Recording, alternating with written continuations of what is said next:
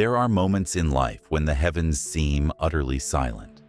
No answers, no signs, no divine whisper breaking through the storm of your thoughts. You pray, but the sky feels empty. You search, but the voice of God seems lost in the noise of the world. Yet what if this silence is not absence, but invitation? What if the silence of God is not a void, but a doorway, a sacred threshold where truth itself waits to be heard? In every tradition, Christian mysticism, the Desert Fathers, the Vedas of India, the Taoist sages, the Gnostics of Alexandria, there is one recurring revelation. The divine does not shout. The divine whispers. And to hear that whisper, one must descend into the inner stillness, where the mind dissolves and the soul begins to remember. We live in an age of endless noise, notifications, opinions, distractions, the constant hum of external meaning. But the ancients knew a secret long forgotten. Truth cannot be found in sound, but in silence. For it is in silence that the soul turns inward and discovers that the God it seeks has never been outside. In this video, we will journey through that silence. We'll explore why every sacred path, be it the Christian contemplatives, the Buddhist meditators, or the Hermetic philosophers, points towards stillness as the birthplace of divine revelation. We will uncover how prayer becomes meditation, how listening becomes knowing, and how the absence of God's voice may, in truth, be the voice of God itself. This is not merely a philosophical idea. It is an inner experience, an initiation into the timeless mystery of gnosis, direct knowledge of the divine. By the end of this exploration, you may realize God was never silent. It was we who forgot how to listen. Silence has always been the womb of revelation. Before the word was spoken, before creation trembled into being, there was only one thing: the void, the primordial stillness. In Genesis it is written, "The Spirit of God moved upon the face of the waters." But before the movement, there was silence. That silence, according to the mystics, was not emptiness. It was potential, the divine pregnant pause before manifestation. The ancient Egyptians called it Nun, the dark, formless abyss from which Ra, the sun of consciousness, was born. The Hindus named it Shunyata, the great emptiness, not nothingness, but the fullness beyond form. In the Tao Te Ching, Lao Tzu whispers, "Silence is the source of great strength." The Tao that can be spoken is not the eternal Tao. And in the Christian mystical tradition, this same truth echoes softly. God's highest revelation does not come through thunder or speech, but through holy silence. The silence that purifies the heart and dissolves the false self. For the Desert Fathers, those early Christian mystics who fled into the wilderness of Egypt in the 3rd and 4th centuries, silence was not withdrawal, but union. They understood that one cannot hear the word of God amidst the clamor of the ego. They sought solitude not to escape the world, but to listen beyond it. As Abba Arsenius, a Roman noble turned hermit, once wrote, "I have often spoken and regretted it, but never have I regretted my silence." To them, silence was prayer without words, the prayer of being, of presence. Through stillness, they communed not with an external deity, but with the indwelling Logos, the divine word that speaks from within every human soul. This wisdom was not unique to Christianity.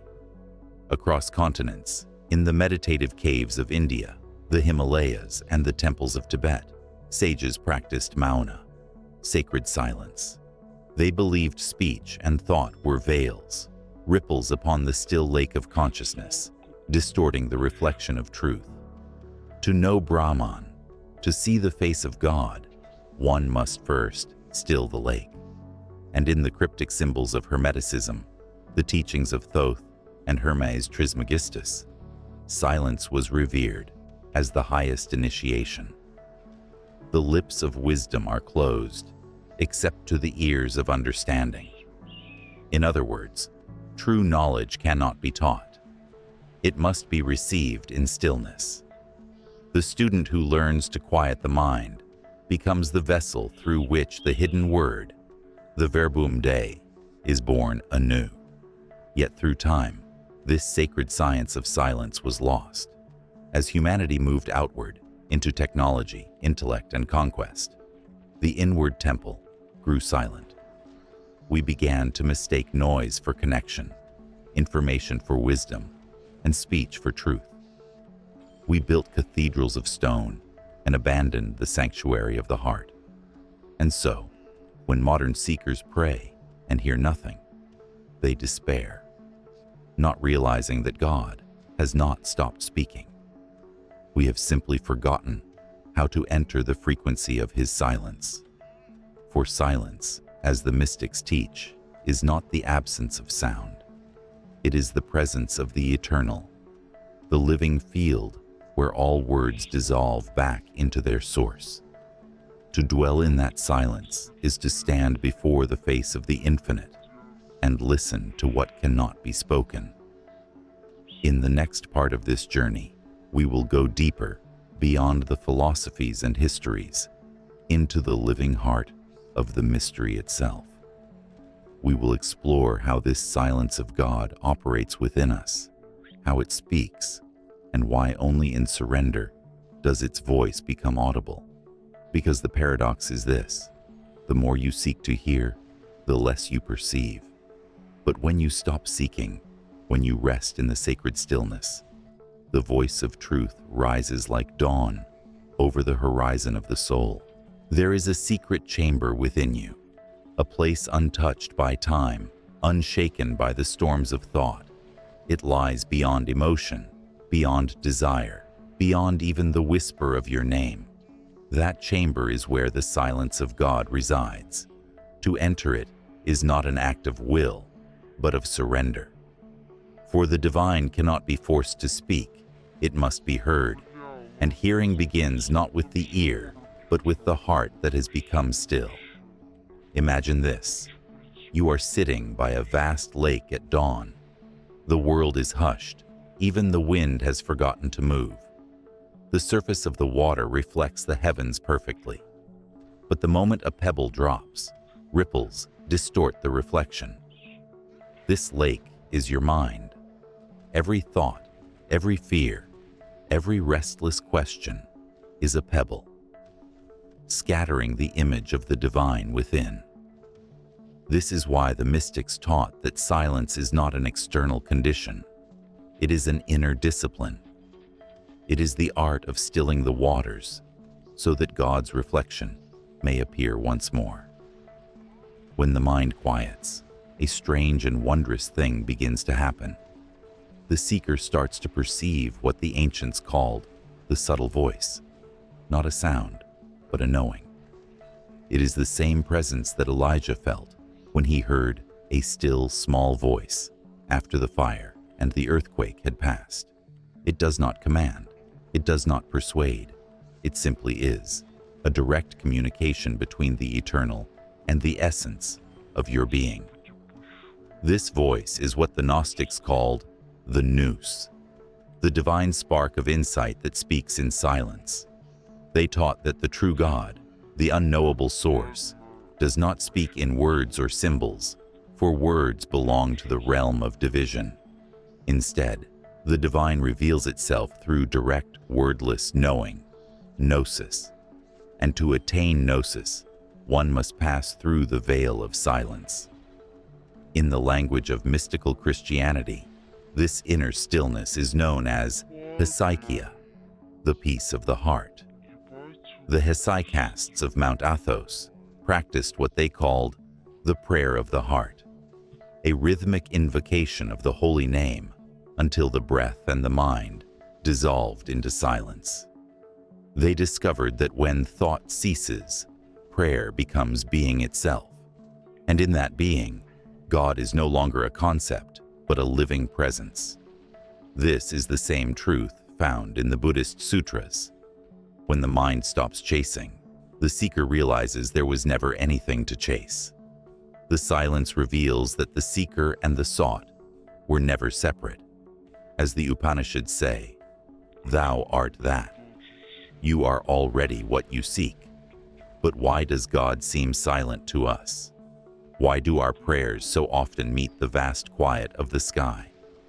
Because most of us speak to God, but rarely listen for God. We fill the sacred space with words, demands, and expectations, unaware that the voice we seek is born only in stillness. When the mind is full, the spirit has no room to enter. Only when the cup is emptied can the living water pour forth. This is the paradox at the heart of the mystery.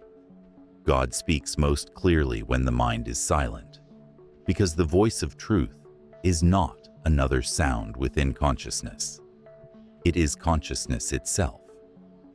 Silence is not the absence of God's voice, it is His language, and the one who learns to listen in silence becomes fluent in the tongue of eternity.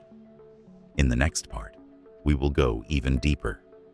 We'll explore how this divine silence operates as a living force, how it reshapes perception, purifies the soul, and unveils the eternal dialogue hidden beneath thought. We'll enter the paradox where the absence becomes presence, and where silence itself begins to sing. There comes a moment on every seeker's path, a moment when the silence becomes unbearable. The prayers fall flat, the meditations turn hollow, and the heavens no longer respond. It feels as though God has turned away, as though the sacred presence has withdrawn into the shadows. But this is the beginning of the real initiation.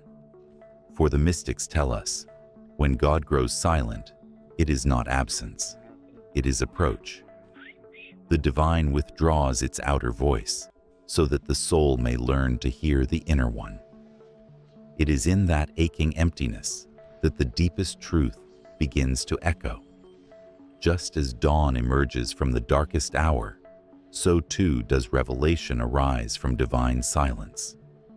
In mystical Christianity, this is called the dark night of the soul, a sacred trial described by St. John of the Cross.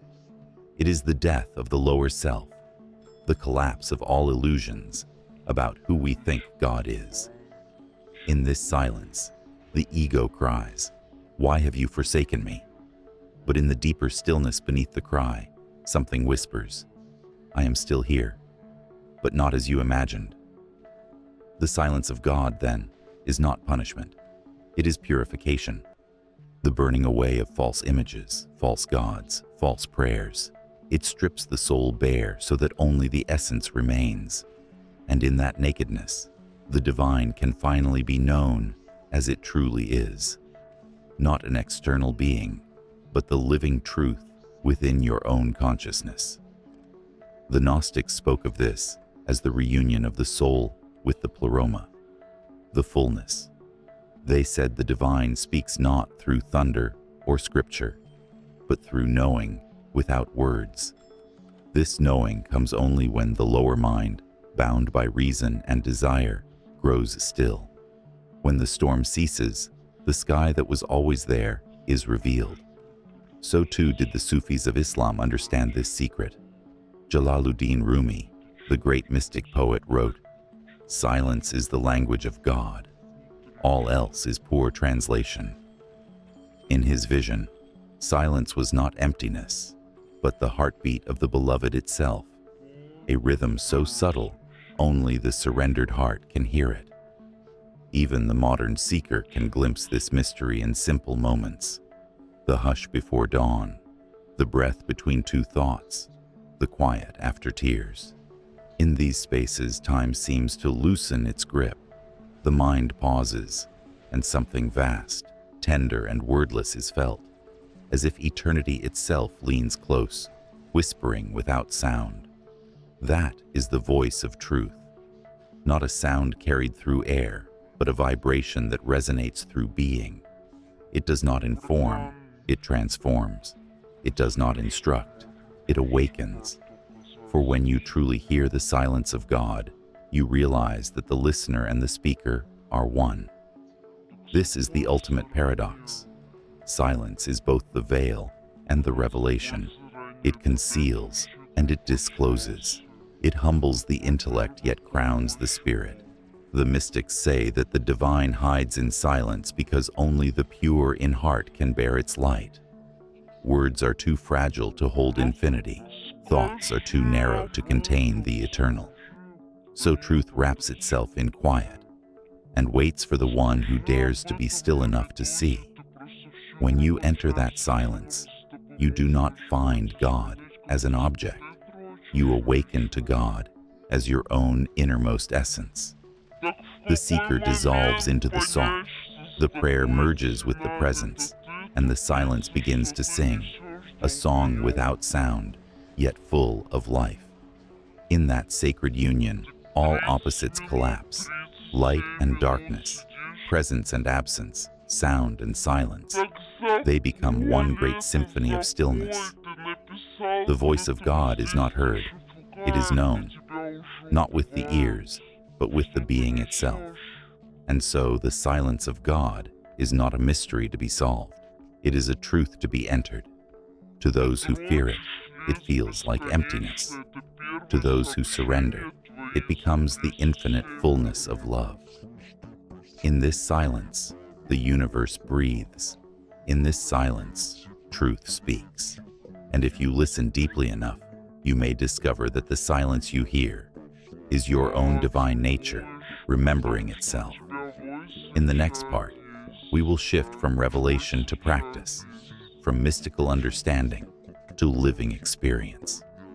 How can you, here and now, touch this silence? How can it guide your prayer, your meditation, your very way of being? The next section will unfold the practical path, the inner disciplines through which the silence of God becomes a living reality. If silence is the language of the divine, then learning to be silent is learning to speak with God. But silence, true silence, is not merely the absence of noise. It is the presence of awareness, clear, luminous, vast. It begins not in the monastery or the mountain, but within the sacred space of your own breath. Let us begin there.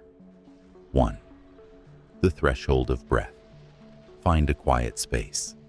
Sit with your spine aligned like a pillar of light between earth and heaven. Close your eyes.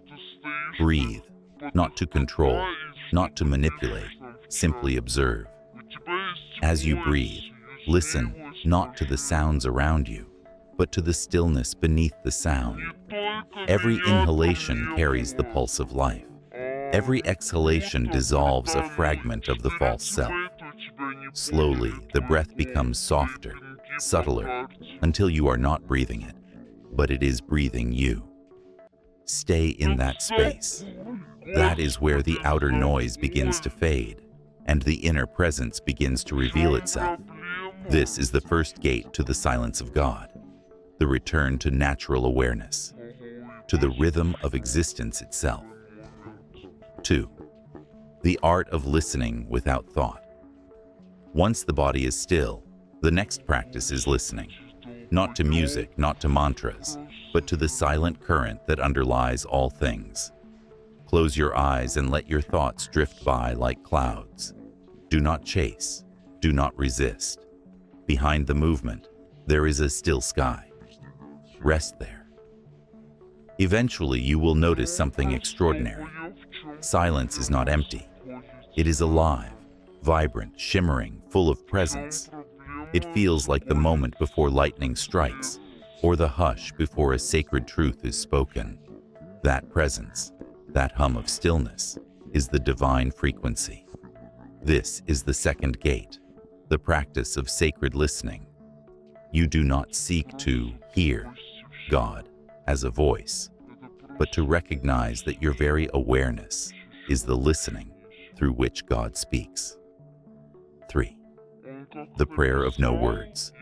There comes a point when words begin to feel too small for your devotion. This is when prayer matures into silence. Instead of asking, thanking, or pleading, you offer yourself. Sit, breathe, and silently say within, "Here I am, Lord. Not my words, not my will, only thy presence." Then fall into the silence that follows. Let it expand around you, through you, as you. This is what the Christian mystics called contemplation. The moment prayer becomes union. It is the surrender of language into love. This is the third gate, the prayer of presence. 4. Walking in silence every day. Gnosis. Silence is not confined to meditation halls. You can carry it into the marketplace, the office, the crowded streets. When you walk, walk slowly. Feel your steps. Listen between the sounds. Do not seek to escape the world's noise.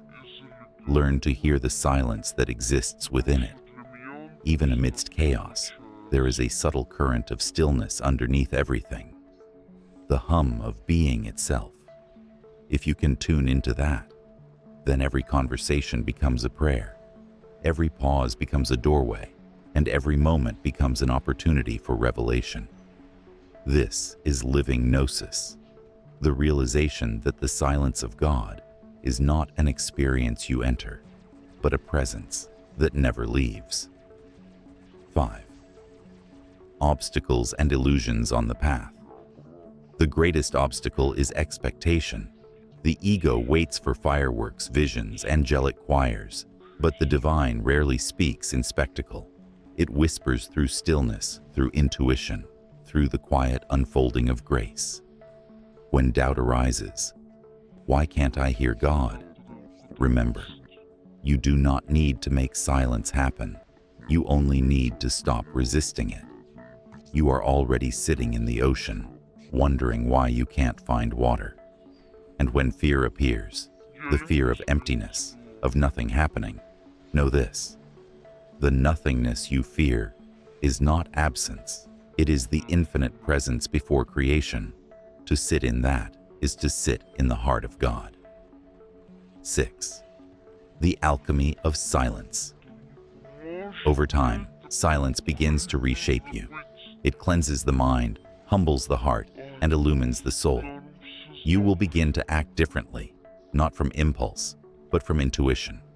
You will begin to speak differently, not from thought, but from truth. And you will begin to feel a subtle companionship that never leaves, a quiet presence watching through your eyes, breathing through your breath, living through your life. That presence is the living word, and it speaks eternally through the silence of God. In this way, silence ceases to be a practice and becomes a state of being. The voice of truth is no longer something you seek. It becomes the very essence of who you are. In the final part of this journey, we will gather these threads and return to the heart of the mystery. Why God's silence is not a riddle, but a revelation. And how, in that silence, the soul finally remembers its own divine origin. There is a moment, subtle and sacred, when the seeker stops seeking, when the prayers fade into stillness, and the mind, tired of its own echo, falls silent. In that moment, something happens. The silence that once felt empty begins to breathe. It expands, vast, alive, compassionate.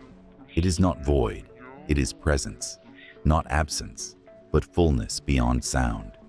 And then, like the soft unveiling of dawn, realization arises. You were never alone. You were never unheard. For the silence of God was never outside of you. It was the depth of your own being calling you home. This is the ultimate paradox, the final secret whispered through every mystic lineage. God does not speak to you. God speaks as you. The voice of truth is not another sound within the mind. It is the still, self-luminous awareness behind the mind. When you touch that awareness, You are hearing the same voice that moved through prophets, sages, and saints. You are listening to the word before words, the logos before language, the eternal sound that holds the stars in place and breathes your very breath. Think of it this way. In every sacred text, before revelation, there is silence. Before the thunder on Sinai, Moses ascended into stillness. Before the Buddha spoke the Dharma, he sat in silence beneath the Bodhi tree. Before Christ rose from the tomb, there was the silent darkness of 3 days. All transformation begins in the same way, not with noise, but with stillness. Because silence is the womb of creation. It is where the infinite gives birth to form, and where the soul gives birth to awakening. So if you ever find yourself praying and hearing nothing, do not despair. Do not assume that heaven has turned away. Instead, be still. Listen more deeply. The voice you seek is not coming from above. It is rising from within. It speaks not in language, but in light. Not in sound, but in knowing. It speaks through every moment of peace, every act of love, every breath that carries awareness. That is the silence of God, the eternal sanctuary where truth forever speaks. Let this not be just a teaching, but an invitation. Each day, find a few moments to dwell in silence, not to achieve, not to escape, but simply to be. In that sacred stillness, you will begin to feel a gentle hum behind existence, a pulse that beats through all things. Stay with it. Let it draw you inward. Let it remind you of what you have always been, a spark of the eternal flame, a note in the symphony of silence. So as this journey comes to a close, remember this: God has never been silent.